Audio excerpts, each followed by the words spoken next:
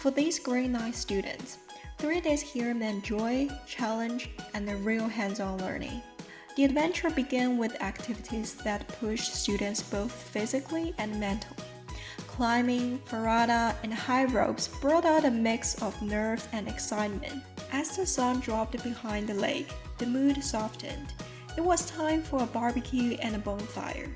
Students sang their favorite songs, toasted marshmallows, and watched the sky fade from orange to deep blue.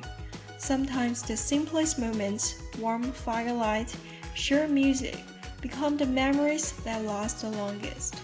The next day, the farmland became the classroom. Students pick up sickles and hoes to loosen the soil and water the seedlings, quickly falling to a steady rhythm of work. One group held buckets from the stream to keep everyone supplied. Suddenly, teamwork wasn't an activity. It was just the way things got done.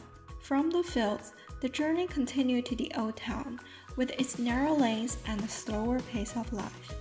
Inside the folk museum, students discovered objects from before they were born.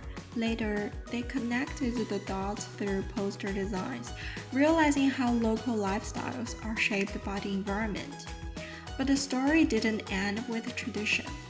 The final stop was the Nongfu Spring water factory, where students observed automation in action, designed bottle labels, and explored the science behind water pH testing.